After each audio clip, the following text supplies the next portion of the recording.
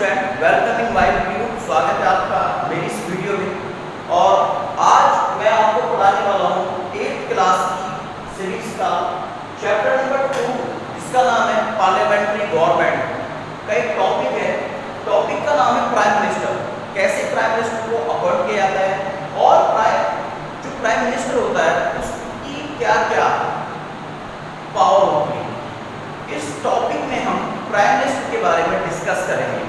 इससे पहले मैंने एक और लेक्चर इस चैप्टर का बनाया है और उस लेक्चर में मैंने आपको बताया था कि पार्लियामेंट्री जो गवर्नमेंट होती है, जो पार्लियामेंट होती है, उसके 2 हाउस होते हैं। पहला हाउस क्या होता है आपका लोकसभा, दूसरा हाउस क्या होता है आपका राज्यसभा। यानी राज्यसभा आपका अपर हाउस होता है और लोकसभा आपका लोअर हाउस होता है। अंडरस्टैंड? तो पहले आप फर्स्ट उस वीडियो को, उस लेक्चर को जाके आप वॉच कर लें और तभी आप इस टॉपिक को अच्छी तरह से अंडरस्टैंड कर सकते हैं।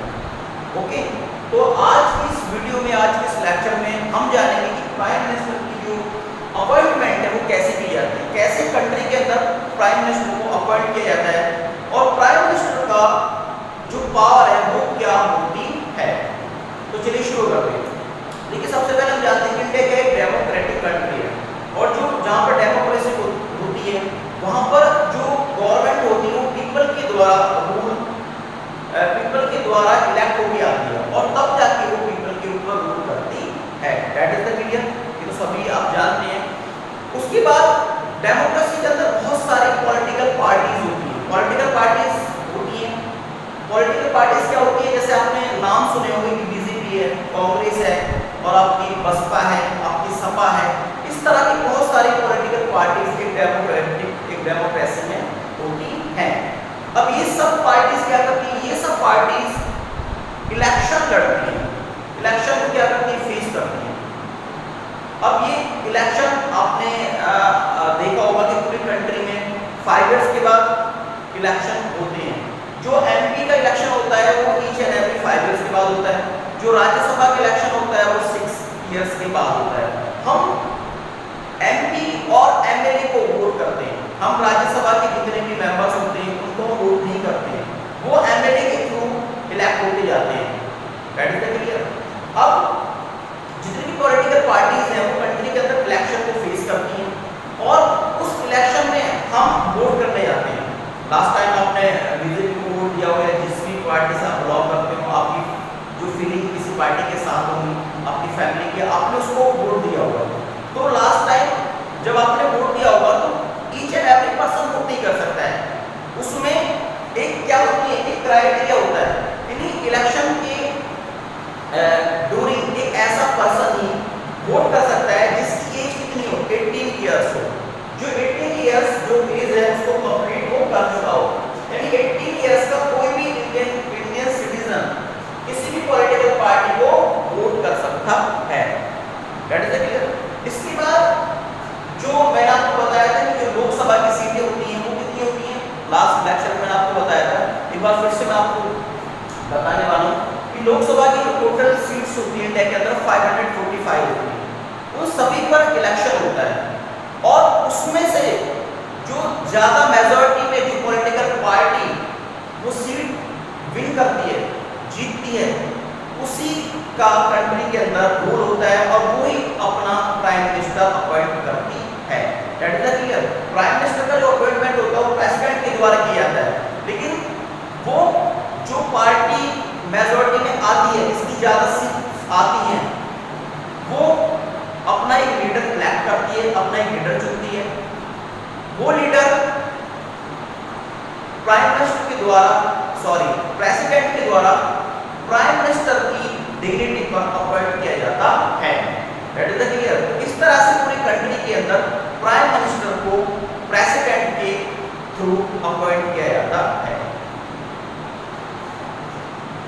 Formally the prime minister appoint by the president. जो प्राइम मिनिस्टर होता है वो प्रेसिडेंट के द्वारा अपॉइंट किया जाता है। क्यों?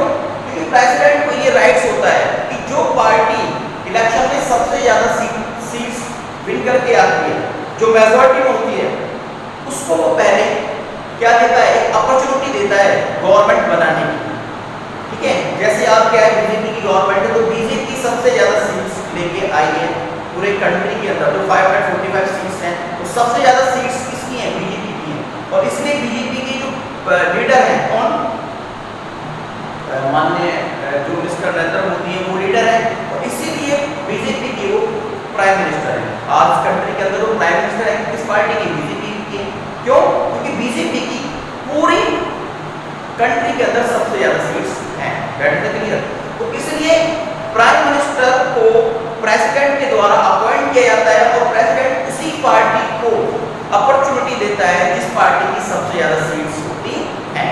बैठ तक क्लियर? अब आगे क्या होता है? The president is expected to invite the person to be the prime minister who has been elected the leader of the parliamentary party that commands an absolute majority in the Lok Sabha। अभी जैसे मैंने आपको बताया कि जो president है उसी party को इनवाइट करता है अपना प्रधानमंत्री या गवर्नमेंट बनाने के लिए जिसकी लोकसभा में सबसे ज्यादा सीट्स होती हैं, जिसकी मेजॉरिटी पूरी कंट्री में सबसे ज्यादा सीटों पर होती है। इस तरह से पूरी कंट्री के अंदर एक प्राइम मिनिस्टर अपॉइंट किया जाता है। एक बार फिर से मैं आपको बता रहा हूं कि पूरी कंट्री के अंदर प्राइम मिनिस्टर अपॉइंट करने का जो प्रोसेस है वो ये कि बहुत सारी पॉलिटिकल पार्टियां होती हैं, और हमारे पास लोकसभा की जो सीटें होती हैं 545 होती हैं। इन सभी सीट्स पर इलेक्शन होता है। उस इलेक्शन में जितनी भी आपकी पॉलिटिकल पार्टी है वो पार्टिसिपेट करती है, और जो पॉलिटिकल पार्टी ज्यादा मेजॉरिटी अपनी सीट्स लेके आती है वो प्रेसिडेंट के पास जाती है, या प्रेसिडेंट उसको क्या करता है? इनवाइट करता है अपनी गवर्नमेंट बनाने के लिए।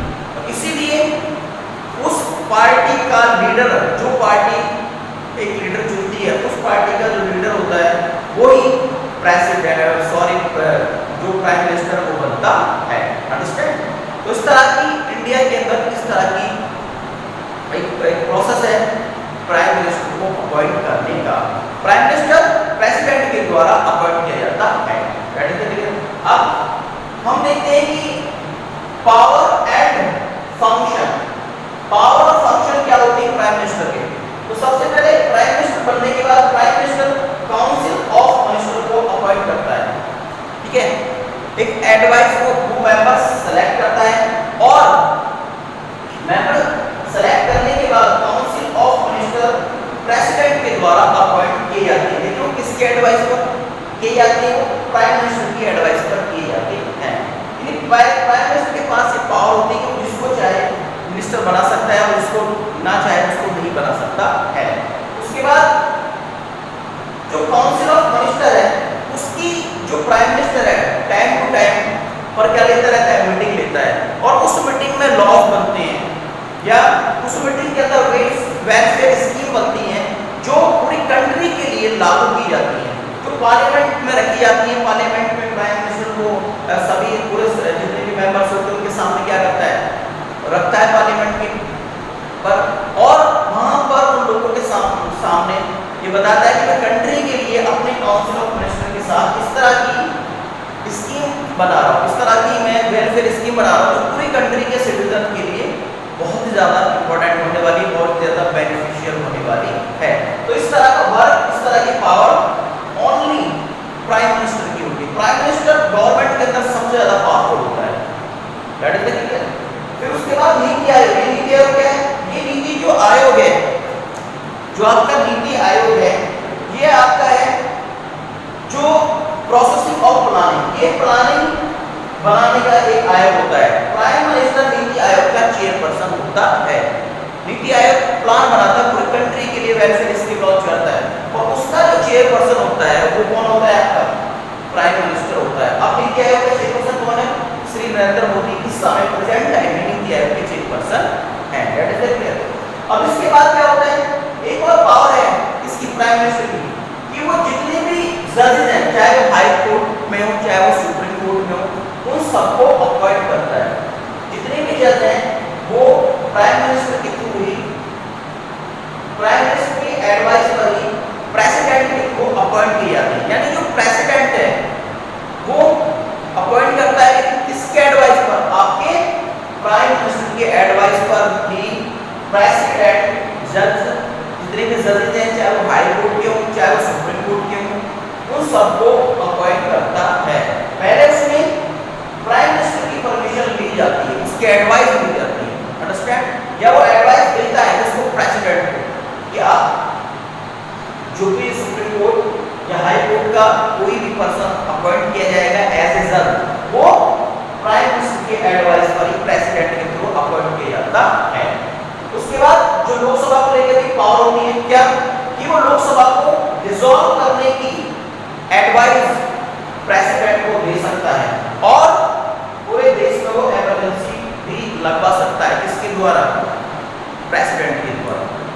तो इस तरह से क्या होता है, ये प्राइम मिनिस्टर की पावर होती है। प्राइम मिनिस्टर की एक और पावर होती है, यदि प्राइम मिनिस्टर क्या करता है, रिजाइन करता है, तो साथ ही साथ पूरी काउंसिल ऑफ मिनिस्टर को भी रिजाइन करना पड़ता है। तो इस तरह से इंडियन गवर्नमेंट में जो प्रेसिडेंट, जो आपका प्राइम मिनिस्टर है, वो बहुत ज्यादा पावरफुल होता है। प्राइम मिनिस्टर के पास बहुत सारे राइट्स होते हैं और prime minister time to time president को एडवाइस देता रहता है और अपने एडवाइस के अकॉर्डिंगली वो प्रेसिडेंट से डिफरेंट टाइप ऑफ वर्क कराता रहता है। तो इंडिया के अंदर क्या डेमोक्रेसी है, और डेमोक्रेसी बहुत सारी पार्टी होती हैं, सभी को राइट्स होते हैं, कोई भी पार्टी यहाँ पे इलेक्शन लड़ सकती है, ठीक है। और जो भी पार्टी इलेक्शन यहाँ पर फेस करती है और ज़्यादा से ज़्यादा मेजोरिटी में सीट लेके आती है, उसी का इस कंट्री के अंदर प्राइम मिनिस्टर होता है। कभी कभी ऐसा होता है कि किसी पार्टी को मेजोरिटी नहीं मिली, यानी 545 जितनी सीट्स हैं उनमें से किसी पार्टी को मेजोरिटी नहीं मिली, ज़्यादा सीटें किसी पार्टी की नहीं है, तो फिर सारी पार्टी मिलकर एक कॉलिशन गवर्नमेंट बनाती है। ये जो इसमें ये जो टॉपिक है ये आप नेक्स्ट क्लास में पढ़ेंगे। इस क्लास में कॉलिशन गवर्नमेंट का आपका जो टॉपिक नहीं है, तो ये टॉपिक आपको डेफिनेटली अच्छी तरह से आपने नॉलेज गेन की होगी। जो मैंने आपको बताया है कि प्राइम मिनिस्टर एक पावरफुल पर्सन है गवर्नमेंट के अंदर और प्राइम मिनिस्टर को प्रेसिडेंट के थ्रू अपॉइंट किया जाता है। जो प्राइम मिनिस्टर होता है वो उस पार्टी का लीडर होता है जिसकी कंट्री के अंदर सबसे ज्यादा सीट्स आती हैं। जब भी बहुत सारी पार्टीज, पॉलिटिकल पार्टी इलेक्शन लड़ती हैं, इंडिया के अंदर 5 इयर्स के बाद इलेक्शन होते हैं, उसमें जो पार्टी ज्यादा सीट्स लेके आती है उसी का प्राइम मिनिस्टर प्रेसिडेंट के थ्रू अपॉइंट किया जाता है। प्राइम मिनिस्टर के पास जो पावर होती है वो क्या होती है, सबसे पहले काउंसिल ऑफ मिनिस्टर को क्या करता है, सेलेक्ट करता है और प्रेसिडेंट उसको अपॉइंट करता है ताकि वो अपने वर्क के लिए कुछ पर्सन सेलेक्ट करे ताकि उसके हेल्प, गवर्नमेंट रन करने में उसके हेल्प हो सके। इसलिए वो काउंसिल ऑफ मिनिस्टर को क्या करता है, सेलेक्ट करता है और प्रेसिडेंट को एडवाइस देता है कि आप इनको अपॉइंट करें। साथ ही साथ नीति आयोग का क्या होता है, चेयरपर्सन होता है। नीति आयोग का एक प्लान कमीशन है, प्लान बनाने पूरी कंट्री के लिए इसका जो चेयरपर्सन है वो आपका प्राइम मिनिस्टर होता है। उसके बाद जो प्राइम मिनिस्टर है वो एडवाइस देता है किसको, प्रेसिडेंट को, जब सुप्रीम कोर्ट और हाई कोर्ट के जज अपॉइंट होते हैं। उसकी एडवाइस के बिना प्रेसिडेंट में कोई पावर नहीं है कि वो प्रेसिडेंट जो हाई कोर्ट और सुप्रीम कोर्ट के जज को अपॉइंट कर सके, ठीक है। उसके बाद वो लोकसभा को डिसॉल्व करने की क्या दे सकता है, एडवाइस दे सकता है प्रेसिडेंट को और कंट्री में इमरजेंसी भी लागू करा सकता है। तो इस तरह की जो पावर है वो इंडियन कॉन्स्टिट्यूशन के द्वारा आपके प्राइम मिनिस्टर को मिली हुई है। ये सब पावर कहां से, इंडियन कॉन्स्टिट्यूशन से, ठीक है। तो पहला इसका एक चैप्टर मैंने आपको फर्स्ट चैप्टर लिया है पहली क्लास में, द इंडियन कॉन्स्टिट्यूशन, वो वीडियो भी जाके देखेंगे, आपको कॉन्स्टिट्यूशन के बारे में अच्छी तरह से और नॉलेज हो जाएगी और आप इस वीडियो को अच्छी तरह से आप अंडरस्टैंड कर सकते हैं, ओके। तो ये जो सारा टॉपिक था आपका प्राइम मिनिस्टर से रिलेटेड था, ठीक है। और नेक्स्ट वीडियो में मैं आपको पढ़ाने वाला हूँ एक नया टॉपिक। तब तक आप इस वीडियो को अगेन वॉच कीजिएगा और इस वीडियो में मैंने जो भी टॉपिक पढ़ाया है उसको अंडरस्टैंड करने की कोशिश कीजिएगा, ठीक है। तब तक के लिए बाय।